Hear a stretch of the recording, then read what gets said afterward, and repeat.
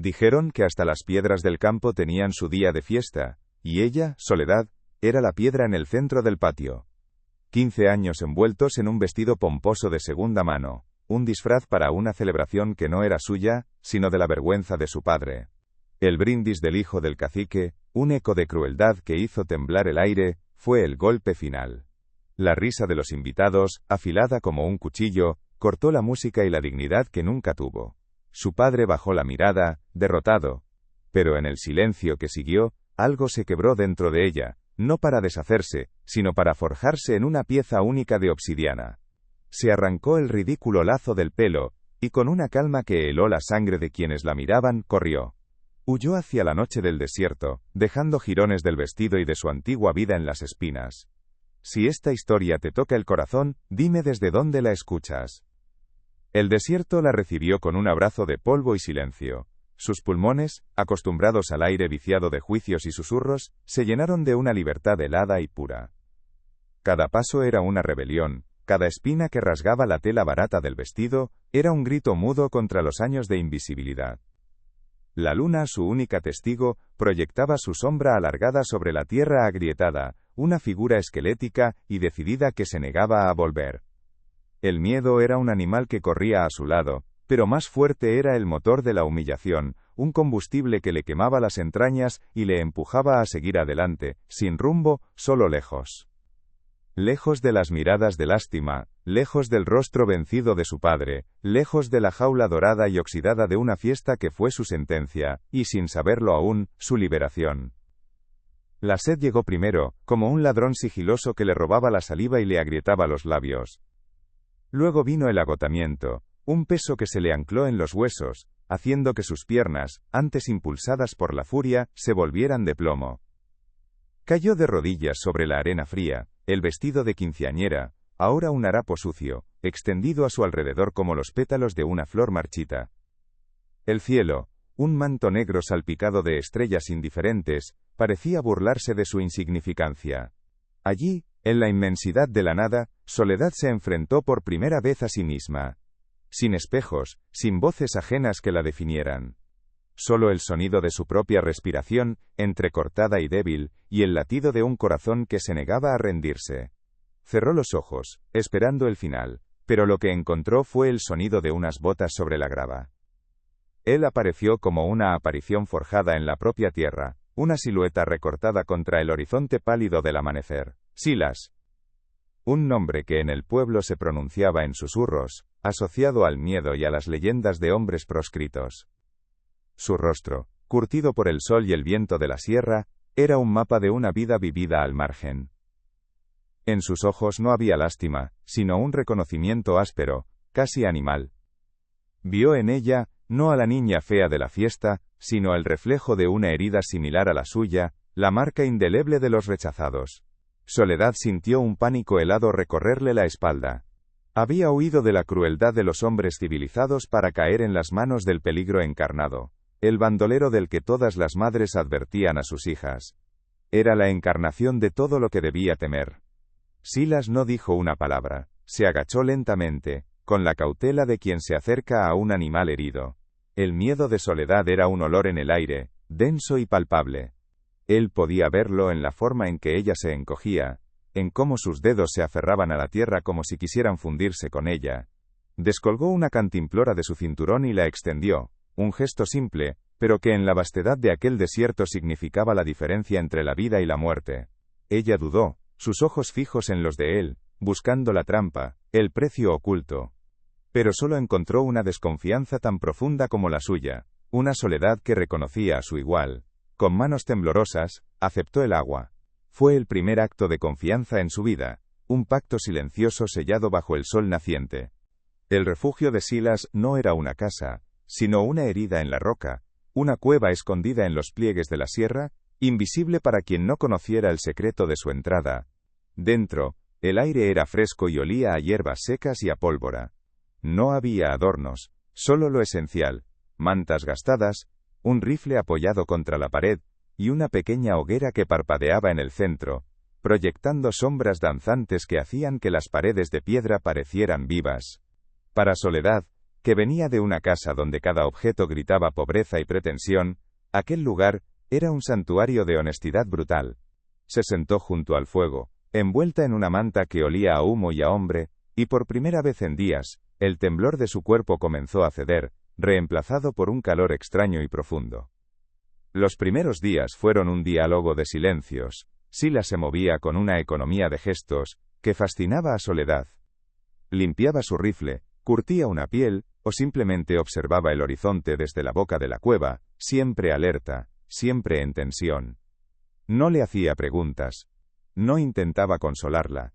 Le daba espacio, un regalo que ella nunca había recibido. Soledad, por su parte, lo observaba desde la seguridad de las sombras. Estudiaba la cicatriz que le cruzaba una ceja, la forma en que sus manos, grandes y callosas, podían manejar con la misma destreza un cuchillo o remendar una camisa. Aprendió a leer su estado de ánimo en la tensión de su mandíbula, en la rapidez de su respiración. En ese silencio compartido, comenzó a despojarse de las capas de vergüenza que la cubrían. La noticia de su fuga se extendió por polvo seco como una plaga. La fugitiva, la llamaban, la que había deshonrado a su familia, la que había escupido sobre el sacrificio de su padre. La vergüenza de la fiesta se transformó en ira colectiva. Su padre, movido no por la preocupación sino por el orgullo herido, se unió a los federales en su búsqueda. No querían rescatarla.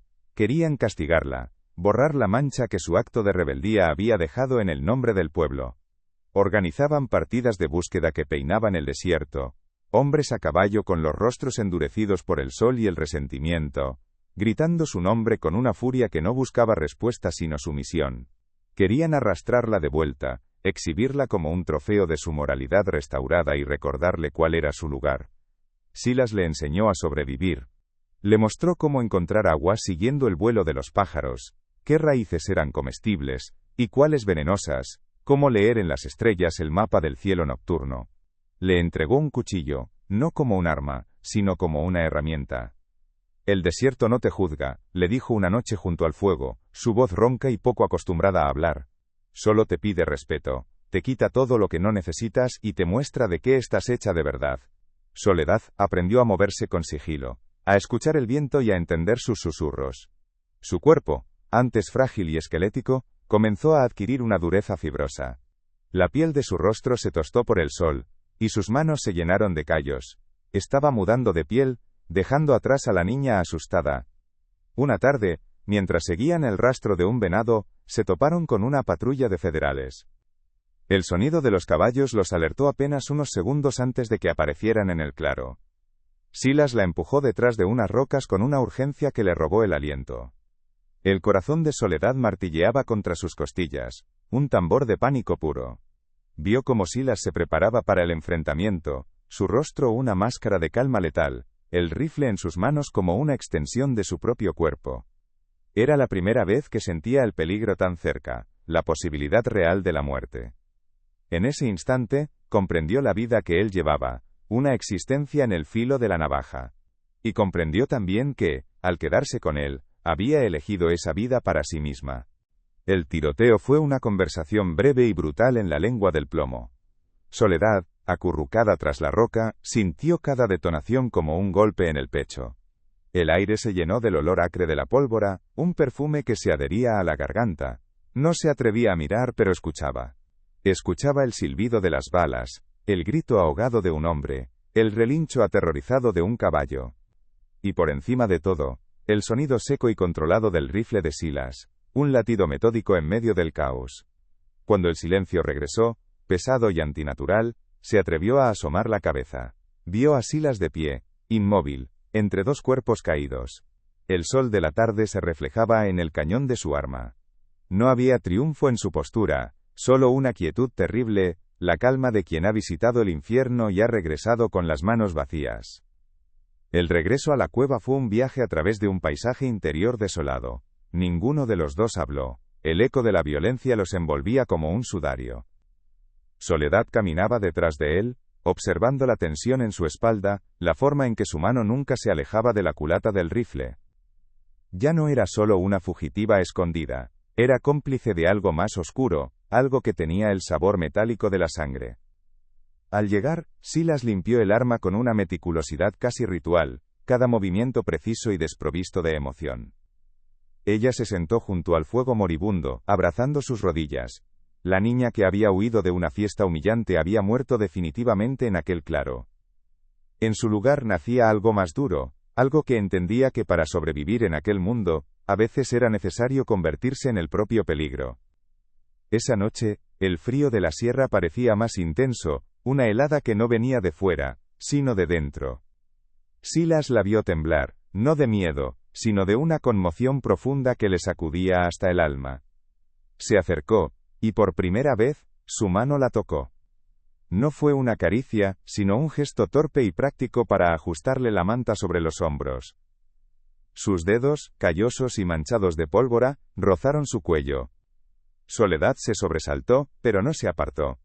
En ese contacto fugaz, sintió una corriente de calor, una conexión que trascendía las palabras. Él se sentó a su lado, lo suficientemente cerca para compartir el calor del cuerpo, pero manteniendo una distancia respetuosa. En la penumbra, sus miradas se encontraron y por un instante, las murallas que ambos habían construido a su alrededor se agrietaron, dejando entrever la soledad compartida que los unía. Los rumores en polvo seco mutaron, ya no hablaban de la niña fea que había escapado, sino de una aparición, una sombra que cabalgaba junto al bandolero Silas. La llamaban, la mujer de la sierra, una figura espectral y peligrosa. Decían que tenía los ojos del diablo, y que su risa era el presagio de la muerte. La historia de su humillación fue olvidada, reemplazada por un mito que crecía con cada partida de federales que regresaba con las manos vacías y con hombres menos.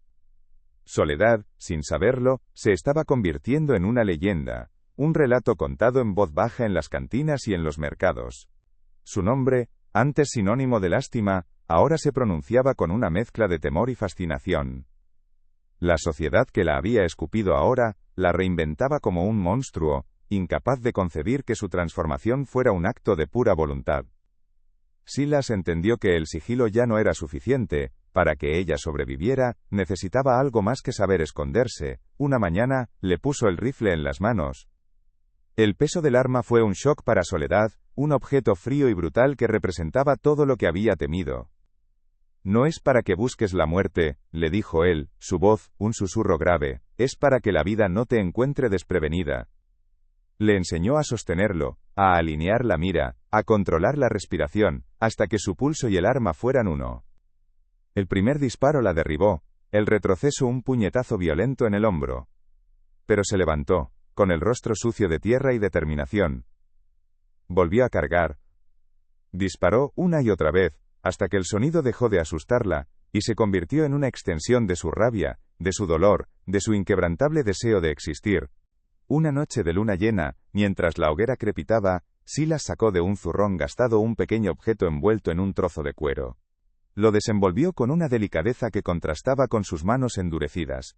Era una medalla de plata, oscurecida por el tiempo, con la imagen de un santo casi borrada. No le contó la historia completa, solo fragmentos. Habló de una madre que rezaba, de una promesa rota, de una injusticia que lo había arrojado a las montañas, convirtiéndolo en lo que era. No pedía compasión, solo compartía el peso de un recuerdo. Soledad escuchó en silencio, viendo en la medalla no un objeto sagrado, sino el ancla de un dolor similar al suyo. Comprendió que Silas también era un fugitivo, no de la ley, sino de una vida que le fue arrebatada. Su soledad ya no era solo suya, ahora era un territorio compartido. La vergüenza del padre de Soledad se había podrido, convirtiéndose en una obsesión vengativa. Ya no se trataba de limpiar su nombre, sino de aniquilar el recuerdo viviente de su fracaso. Utilizó el poco dinero que le quedaba para ofrecer una recompensa por la captura de Silas, y sobre todo, por el regreso de su hija.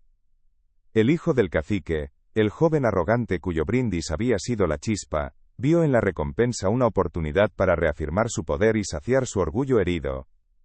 Se unió a la cacería con un celo personal, arrastrando a los federales y a un grupo de hombres del pueblo, pintando a Soledad como una criatura corrompida por el bandolero, una amenaza para la decencia de sus familias. La búsqueda dejó de ser una operación militar para convertirse en una cruzada moral, una cacería de brujas en pleno desierto. El cerco se estrechaba como un lazo corredizo, Un pastor los vio desde la lejanía y, tentado por la recompensa, delató su posición. El sonido de docenas de caballos acercándose se convirtió en el único ruido en el mundo, un trueno que anunciaba la tormenta final. Silas y Soledad se miraron desde la boca de la cueva. Vieron el polvo levantarse en el horizonte, las siluetas de los jinetes recortándose contra el sol del atardecer. No había escapatoria. La entrada era una trampa mortal y el terreno circundante, un campo de tiro abierto. Silas la agarró del brazo, arrastrándola hacia la parte más profunda de la cueva. «Hay un pasaje», susurró con urgencia, «solo para uno. Estrecho y lento. No hay tiempo para los dos». En ese instante, Soledad supo lo que tenía que hacer. La decisión no fue un pensamiento, sino un instinto. Su elección fue un acto de amor y de guerra. Mientras Silas le mostraba la grieta oculta tras unas rocas, ella negó con la cabeza. Su rostro, antes un lienzo de miedo, ahora mostraba una serenidad aterradora. Le dio un beso rápido en los labios, un beso con sabor a polvo y a pólvora, el primero y el último. «Tú me enseñaste a sobrevivir», dijo, su voz firme. «Ahora déjame enseñarte cómo se elige morir». Antes de que él pudiera reaccionar, ella corrió hacia la entrada. Agarró las riendas de un caballo, saltó sobre su lomo con una agilidad nacida de la necesidad, y se lanzó a campo abierto. No huía de ellos, cabalgaba hacia ellos. Un señuelo, un sacrificio, una declaración. Era la dueña de su destino. A veces todo lo que alguien necesita es una historia como esta. Si la sientes, compártela con quien la necesite. Allí en medio de la llanura detuvo el caballo. Se enfrentó a la partida de hombres que se acercaba. Su pelo negro ondeaba al viento, su rostro levantado hacia ellos, la cicatriz de su mejilla una declaración de guerra. Vio a su padre en primera fila, con el rostro descompuesto por una mezcla de ira y espanto. Vio al hijo del cacique, con una sonrisa triunfal que se congeló al verla. No bajó la mirada. Los sostuvo a todos con sus ojos, y en ellos no había ni una pizca de la niña que habían humillado. Lo que vieron fue a la mujer de la sierra, una fuerza tan indómita como el desierto que la había reclamado. Por primera vez en su vida, Soledad no era invisible. Era lo único que podían ver, un sol oscuro y magnífico a punto de estallar. Polvo Seco no era un pueblo, sino una sentencia dictada por el sol. El calor se adhería a la piel como una segunda dermis, obligando a vivir a media voz, en el murmullo perpetuo de los patios interiores. El polvo, fino y rojizo, lo cubría todo, los alféizares de las ventanas, las hojas de los escasos árboles y las conciencias de sus habitantes. Era un lugar de miradas oblicuas, donde los secretos se masticaban en silencio detrás de rebozos negros, y los juicios se emitían sin necesidad de palabras, en el leve fruncir de un ceño en la plaza o en la misa del domingo. La iglesia, con su campana de sonido agrietado, marcaba un ritmo asfixiante de culpa y penitencia, mientras el poder real residía en la casona del cacique, una fortaleza blanca desde donde se decidían destinos y se compraban reputaciones. El paisaje, una llanura infinita y agrietada, era un espejo de su alma colectiva, estéril, dura e implacable. Dentro de su propia casa, el silencio era aún más denso, un aire espeso que olía a fracaso. Su padre se movía por las habitaciones como un fantasma avergonzado, cada uno de sus gestos cargado con el peso de la pobreza y el orgullo herido. En Soledad no veía a una hija, sino el recordatorio constante de su propia insignificancia, un espejo de sus rasgos indígenas que la sociedad despreciaba. La ausencia de su madre era una herida abierta en la estructura familiar, una historia contada en susurros que advertía sobre el destino de las mujeres que no encajaban. Soledad aprendió a ser invisible, a moverse sin hacer ruido, a trabajar con la cabeza gacha para no interceptar la mirada de derrota de su padre. Su hogar no era un refugio, sino el epicentro de su condena, el lugar donde se le enseñó, día tras día, que no merecía ocupar espacio. El patio olía a tierra mojada y a flores baratas, un intento patético de enmascarar la pobreza. Soledad estaba plantada en el centro, prisionera dentro de un vestido de tul sintético, un monstruo de color rosa pálido, que su padre había conseguido a cambio de una deuda. Le quedaba grande, colgando de sus hombros huesudos como un sudario festivo. Cada costura parecía gritar que ella no pertenecía allí. Sentía el peso de las miradas, no de admiración, sino de una curiosidad morbosa, como si fuera un animal extraño exhibido en una feria. Las mujeres susurraban tras sus abanicos, los hombres la observaban con una mezcla de lástima y desdén. Su padre, con el rostro sudoroso y una sonrisa forzada, iba de un grupo a otro, ofreciendo un aguardiente que no podía pagar, mendigando una aceptación que nunca llegaría. Ella era el sacrificio en el altar de su orgullo. Entonces el hijo del cacique, con la arrogancia que le conferían el apellido y el alcohol, levantó su copa. Un silencio expectante se apoderó del patio. Su voz, pastosa y cruel, cortó el aire. Un brindis, proclamó, fijando sus ojos en ella. Por Soledad, que hoy nos demuestra que hasta las piedras más feas del campo tienen su día de fiesta. La risa estalló, un sonido colectivo y afilado como cristales rotos que destrozó la música y el corazón de su padre, quien bajó la cabeza, vencido. Pero en ella, algo se quebró y se rearmó en un instante. Un frío glacial recorrió su espalda. Con una calma que heló la sangre de los presentes, se arrancó el lazo ridículo del pelo, giró sobre sus talones y corrió. No gritó. No lloró. Simplemente huyó, una sombra desgarrando la noche, dejando jirones de tul y de sí misma en las espinas del desierto. La sed llegó primero, como un ladrón sigiloso que le robaba la saliva y le agrietaba los labios hasta hacerlos sangrar. Luego vino el agotamiento, un peso que se le ancló en los huesos, haciendo que sus piernas, antes impulsadas por la furia, se volvieran de plomo. Cayó de rodillas sobre la arena fría, el ridículo vestido de quinceañera, ahora un harapo sucio y desgarrado, extendido a su alrededor como los pétalos de una flor marchita y pisoteada. El cielo, un manto de un blanco incandescente, parecía burlarse de su insignificancia. Allí, en la inmensidad de la nada, Soledad se enfrentó por primera vez a sí misma. Sin espejos, sin voces ajenas que la definieran. Solo el zumbido de la sangre en sus oídos, y el latido de un corazón que se negaba a rendirse. Cerró los ojos, esperando el final. Pero lo que encontró fue el sonido de unas botas sobre la grava, y una sombra que la cubrió del sol castigador. Él apareció como una aparición forjada en la propia tierra, una silueta recortada contra el horizonte pálido del amanecer. Silas. Un nombre que en el pueblo se pronunciaba en susurros, asociado al miedo y a las leyendas de hombres proscritos. Su rostro, curtido por el sol y el viento de la sierra, era un mapa de una vida vivida al margen, marcado por la violencia y la injusticia. En sus ojos no había lástima, sino un reconocimiento áspero, casi animal. Vio en ella no a la niña fea de la fiesta, sino el reflejo de una herida similar a la suya, la marca indeleble de los rechazados. Soledad sintió un pánico helado recorrerle la espalda, creyendo haber huido de la crueldad civilizada para caer en las manos del peligro encarnado. Él no dijo nada. Solo descolgó una cantimplora y la extendió, un pacto silencioso sellado bajo el sol naciente. Los días en la cueva se tejían con silencios ásperos y gestos interrumpidos.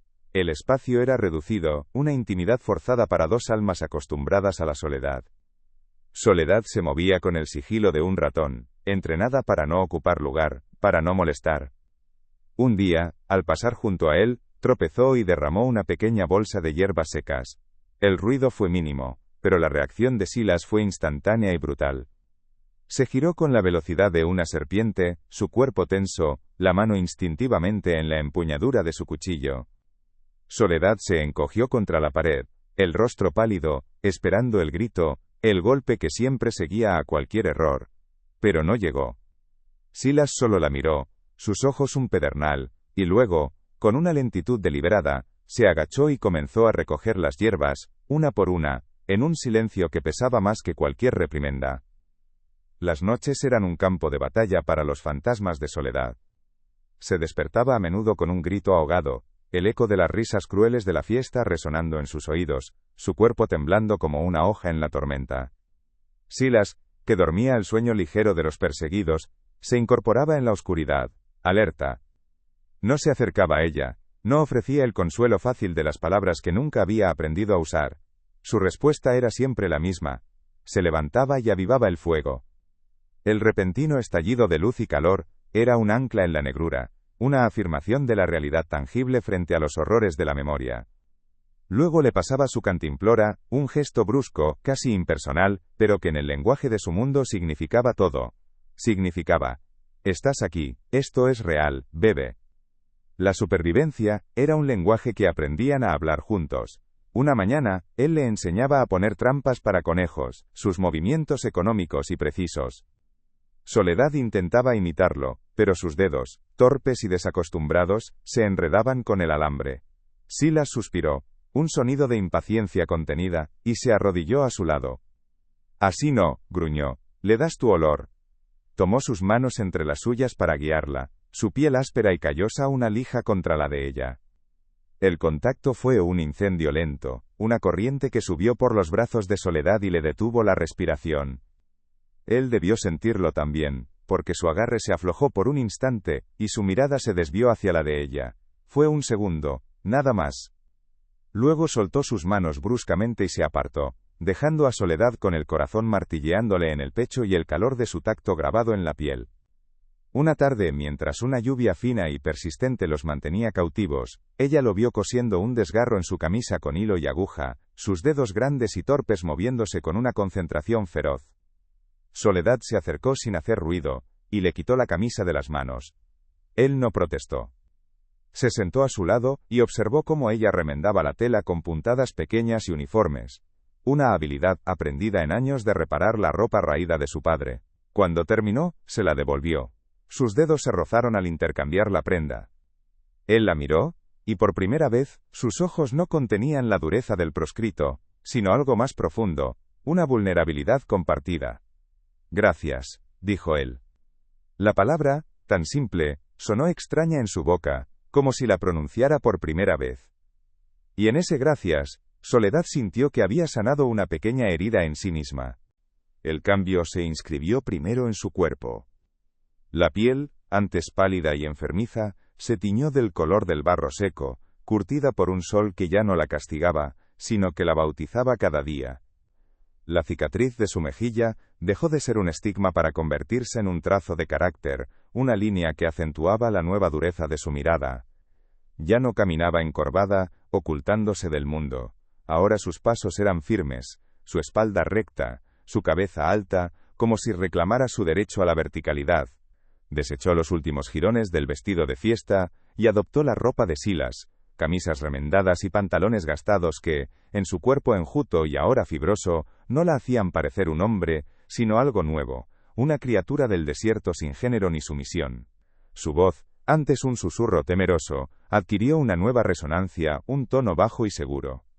La transformación se completó cuando dejó de reaccionar para empezar a actuar. Una mañana, mientras seguían un rastro, fue ella quien se detuvo, alzando una mano para frenar a Silas. Sus ojos, ahora entrenados para leer el paisaje, habían detectado el brillo metálico de una trampa de cazadores furtivos, oculta entre la maleza. Silas la observó, y en su mirada no hubo sorpresa, sino una aceptación silenciosa, un traspaso de poder. Ya no era la niña a la que protegía, sino su igual, una compañera cuya agudeza podía salvarle la vida. Al encontrarse con un viejo ermitaño en un manantial, fue Soledad quien habló primero, su voz tranquila pero firme, evaluando al extraño sin miedo. La niña que se escondía había muerto. En su lugar estaba la mujer de la sierra, una soberana de aquel reino de piedra y polvo. El cerco se estrechaba como un lazo corredizo. El trueno de docenas de cascos se convirtió en el único ruido en el mundo, un trueno que anunciaba la tormenta final. Silas la agarró del brazo, arrastrándola hacia la parte más profunda de la cueva. Hay un pasaje, susurró con urgencia, solo para uno, estrecho y lento. No hay tiempo para los dos. Pero ella negó con la cabeza, su rostro una máscara de serenidad aterradora.